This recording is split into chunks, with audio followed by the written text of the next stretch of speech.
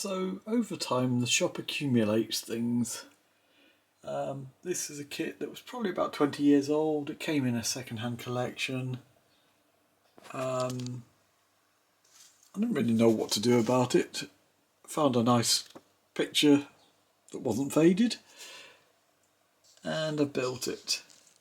It's a resin kit, so they're a bit challenging. They need a little bit more work than your standard Airfix style plastic kits. So there's a lot of fitment issues with resin. They come out really nicely. There's lots of good sculpting. Because resin has soft moulds, you actually get more of an organic feel from them. And they're limited run because the moulds get destroyed very quickly.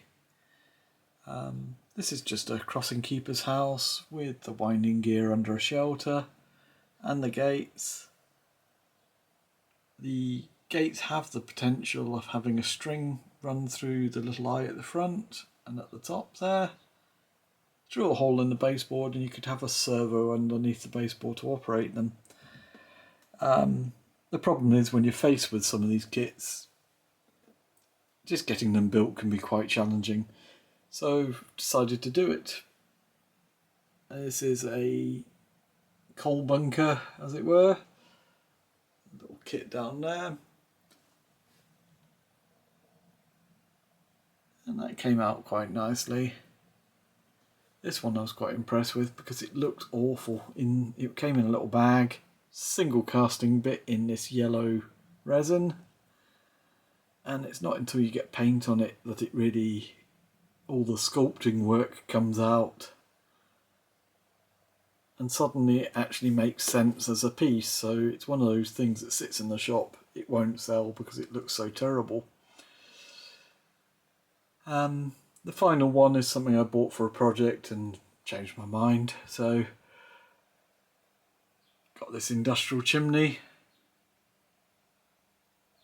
And it was great fun painting it. There's probably about 20 different colours of paints used. The resin brickwork is quite impressive and it took quite a lot of weathering effects to bring it to life. All it needs is a little figure of Fred Dibner at the top. Yeah, so all these little photo etched climbing loops as well.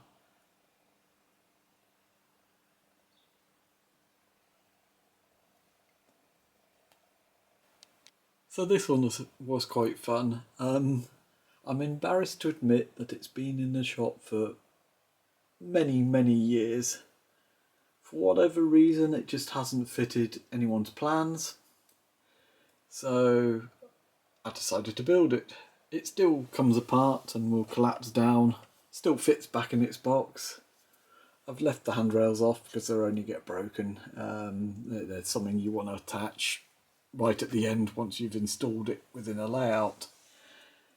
But that's it really. It just didn't fit anyone's plans who saw it in the shop. The arcades came with a second-hand collection. I just painted them. It's been used actually as a back scene for one of my demo layouts back in the past, and I salvaged it again.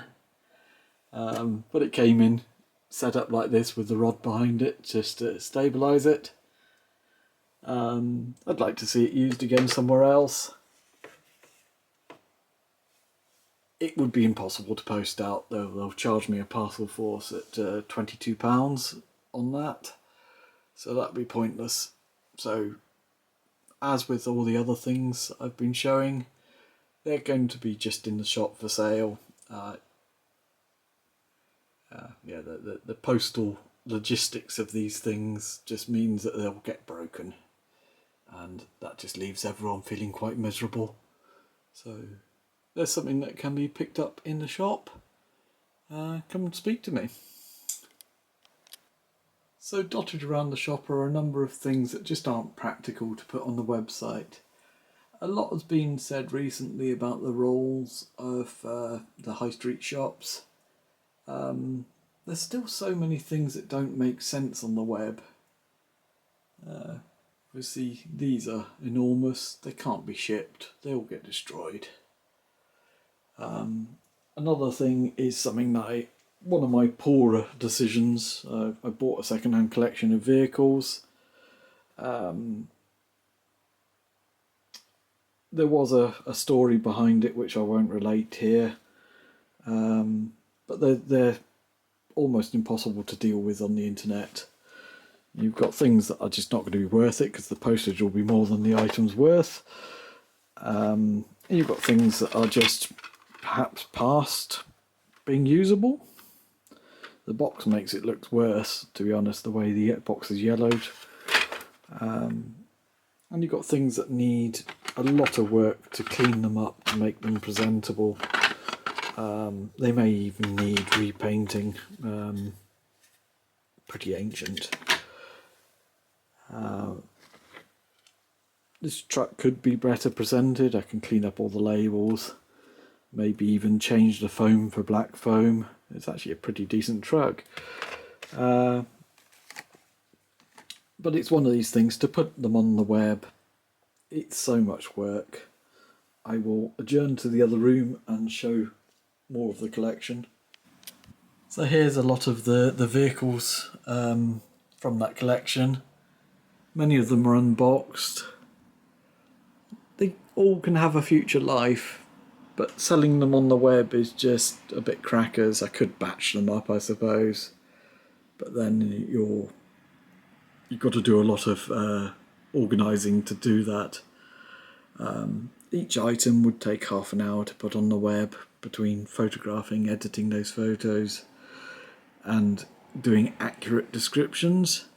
In some cases, accurate descriptions would include the fading of the colour. For instance, that ambulance there, I'm pretty sure it wasn't that colour originally.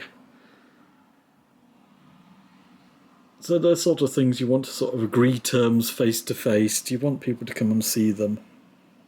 And that's where the high street shop could be strong, but we appreciate the world is changing. You know, some of those are only going to be 50p, some of them will make an interesting scrapyard scene, to be fair. Some of them are really good. So we're talking sort of price ranges from 50p up to £5. And it gets them a new life, if nothing else. But they can't really be done mail order. They need people to come and see them. As you can see, there's some of the kits down there that I've built, and some more of the vehicles. So there's some more things I've built just to provide some interest. I did like how this chassis went. It's actually the chassis out of this Loco kit. But it looks great on a low loader. Even if it's not strictly realistic, it does provide an interesting load. And it was just a bit of interest to do it. I can't do many of them again, you know, the amount of work involved in doing them doesn't equate to how much I'm selling them for. I did sort of dabble into weathering as well. In reality, that's not a service I can financially do. The amount of work in taking these locos down to parts, repainting them, applying the weathering effects. That's a whole weekend for each loco. I freely admit I really enjoyed doing it. Whether they are everyone's taste is another question, and that's part of the problem. If you offered it as a service, it's got to meet customers' expectations. The way I've done this, I'm offering them after I've done them, so you see exactly what you're getting. I can't work like that normally. That was just a bit of an experiment. So we carry on with the sort of standard stock that we normally do, boxed, fresh and ready to run. That is the core of a model shop's business.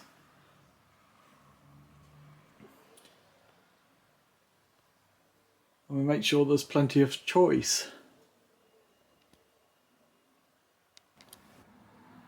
So running a shop is a constant evolution. There is a sort of fads and fashions to railway modelling.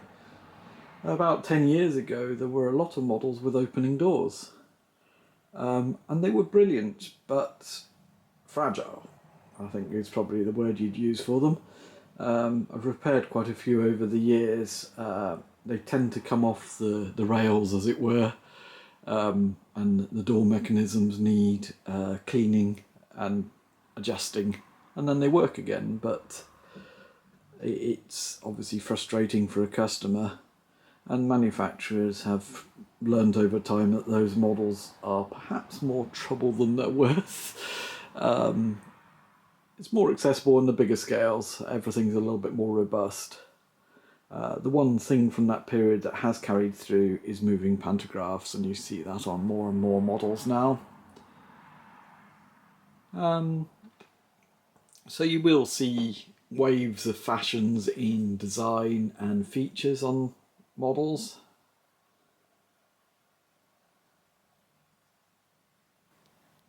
There's obviously a lot of introspection within the hobby, with a lot of direct customer sales by manufacturers occurring. There's so much out there that really there's ways we can work around it. There's so many manufacturers that are willing to deal with dealers. Dealers have the advantage of doing compatibility testing. They can show people what works with others. Whereas manufacturers don't like to talk about things made by other people. And in many cases, a lot of the exclusives are things that would be tough for us to stock. Holding 24 versions of the latest thing is not the easiest in the shop. We are seeing a lot more manufacturers building to order, and again, that's fully understandable. You want to make sure your project is a financial success and not a complete disaster. So you want the pre-orders to understand how many you need to make, and you don't do an overrun. But that's something that's been happening for years now. It's so many manufacturers now will just put projects on the back burner if they don't get the orders for it. And that's no problem. I say there's no shortage of new stock coming through every week at the moment. So, yep, the shop continues to change, continues to soldier on. So the final service that people mentioned is sound fittings. Best will in the world, a decent manufacturer is going to knock the socks off any sound fitter. They're going to put the development work into the model, and this one was entirely built around the sound gear. There is a new passive radiator speaker in the front that has two membranes. Let me fire her up. Smoke generator, yeah, it all synced in with the sound.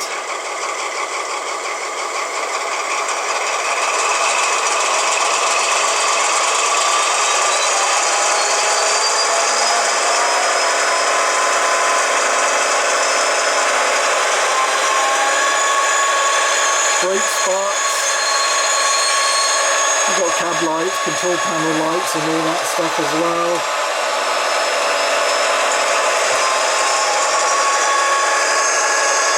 Control panel lights.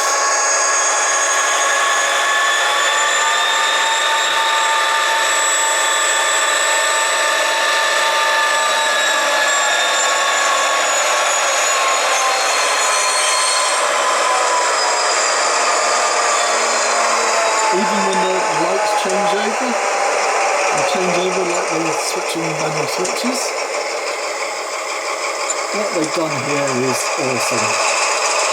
And as a decoder fitter, I would not be able to compete with that.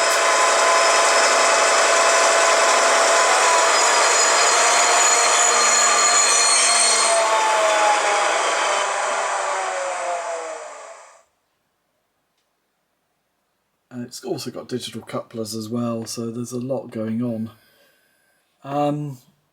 And power packs. With the benchmarks set so high, any services I offer are just not going to be cutting the mustard. And let's be honest, I am not the world's authority on what locos sound like. So, presented with a sound project, would I be able to tell if it's correct? I'm not here to be arguing with customers. So we have to concentrate on the sales side of things. As I say, there's some beautiful models out there. There are still manufacturers willing to deal with shops, so that's how we're going to carry on.